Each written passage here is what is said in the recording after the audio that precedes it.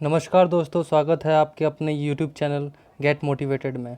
तो दोस्तों, मैं आज आपको सिखों के संप्रदाय के बारे में बताने जा रहा हूँ, जो आपके railway, NTPC, SSC, group D, railway group D सारे एग्ज़ाम के लिए बहुत ही ज़्यादा इम्पॉर्टेंट है।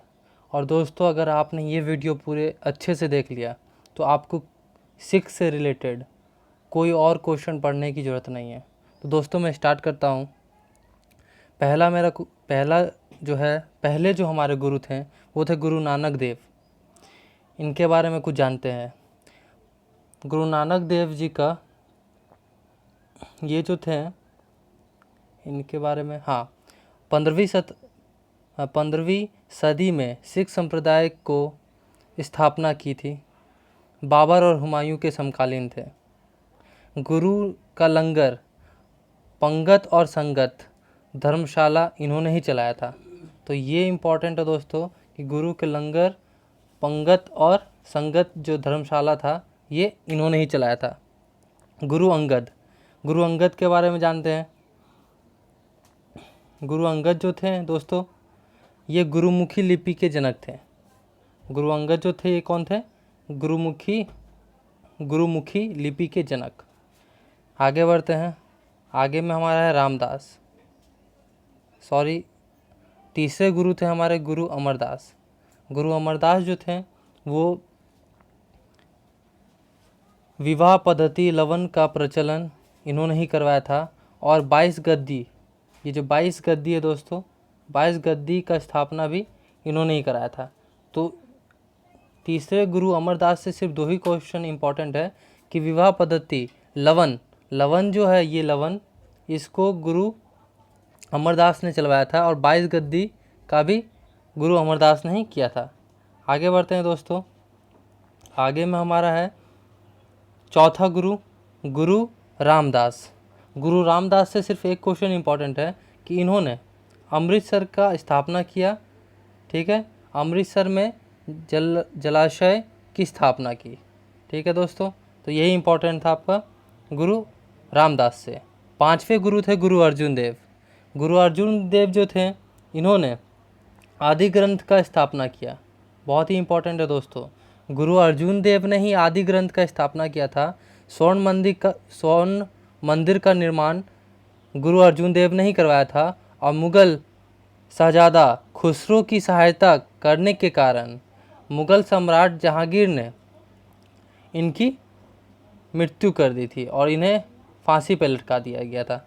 तो ये बहुत इंपॉर्टेंट है कि कौन से ऐसे सिख गुरु थे जिन्हें जहांगीर ने फांसी पे लटका दिया। वो थे गुरु अर्जुन देव। और किसकी सहायता करने की वजह से? तो खुसरो, जो जहांगीर का बेटा था, उनकी सहायता करने की वजह से गुरु अर्जुन को फांसी पे लटका दिया गया था दोस्तों। आगे बढ़ते हैं। छठे गुरु थे गुरु हरगोविंद। गुरु हरगोविंद के बारे में जानते हैं। इन्होंने अकाल तख्त की स्थापना की थी। इम्पॉर्टेंट है दोस्तों, सिर्फ एक ही क्वेश्चन इनसे आता है कि इन्होंने किस चीज़ की स्थापना की थी? तो अकाल तख्त की स्थापना की थी। 7वें गुरु थे हर राय। ये इम्पॉर्टेंट नहीं है दोस्तों, बस आप ये याद रखिएगा कि 7वें गुरु कौन थे सिख संप्रदाय के? तो वो थे हर राय। 8वां गुरु हरकिशन। गुरु हरकिशन से एक ही क्वेश्चन आता है दोस्तों कि गुरु हरकिशन की मौत कैसे हो गई थी? तो चेचक के कारण इनकी मृत्यु हो गई थी। आगे बढ़ते हैं दोस्तों। 9वें गुरु थे गुरु तेग बहादुर।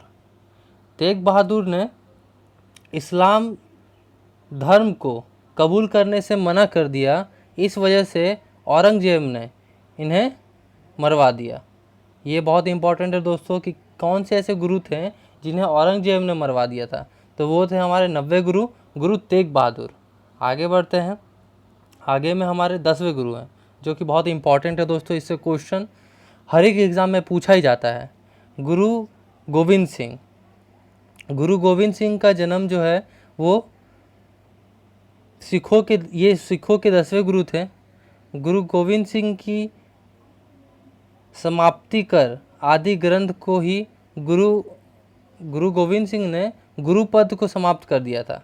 ठीक है दोस्तों, इन्होंने गुरु पद को समाप्त करके इन्होंने आदि ग्रंथ को ही घोषित कर दिया और सब आदि ग्रंथ को ही अपनाने लगे थे।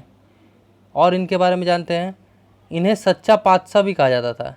इन्हें सच्चा पातशाह भी कहा जाता था। यहाँ देखिए, इन्हें सच्चा पातशाह भी कहा जाता था।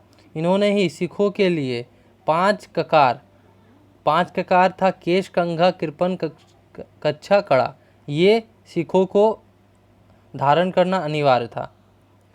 आगे बढ़ते हैं। पाहुल प्रणाली की शुरुआत इन्होंने ही करवाई थी और इनकी मृत्यु 1708 में नादेर में गुल खां नामक पठान ने कर दी थी। ये बहुत ही इम्पोर्टेंट है कि इनकी मृत्यु किसने की थी, तो इनकी मृत्यु गुल खां नामक एक पठान ने इनकी मृत्यु कर दी थी और ये डेट है 1708।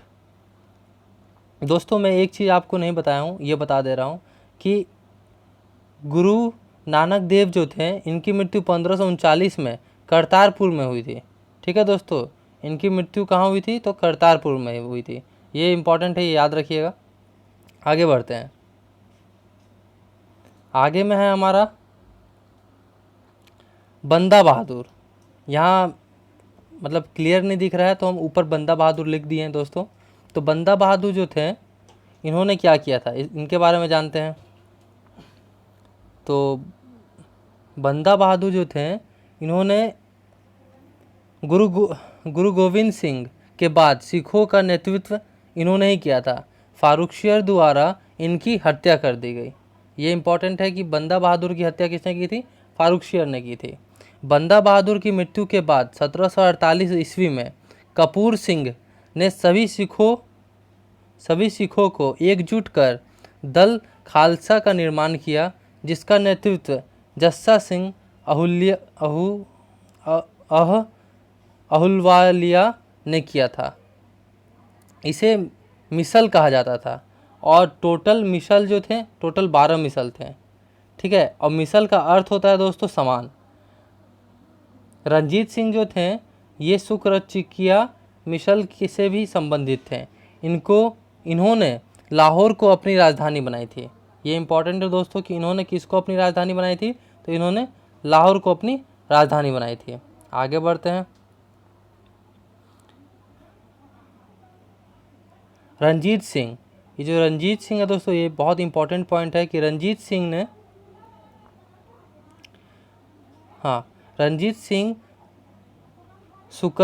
शुक्रचिकिया मिसल से संबंधित थे। इन्होंने लाहौर को अपनी राजधानी बनाया था। 1809 में चार्ल्स मेटकॉफ और महाराजा रंजीत सिंह के बीच अमृतसर की संधि हुई थी। ये याद रखिएगा कि 1809 में किसके बीच संधि हुई थी, तो चार्ल्स मेटकॉफ और महाराजा रंजीत सिंह के बीच अमृतसर की संधि हुई थी। अब देखिए, अंग्रेज और सिखों के मध्य 2 इम्पॉर्टेंट संधि है। ये 2 इम्पॉर्टेंट संधि आपको याद रखना है। पहला संधि है लाहौर की संधि, ये हुई थी 9 मार्च 1846 में, और दूसरा संधि है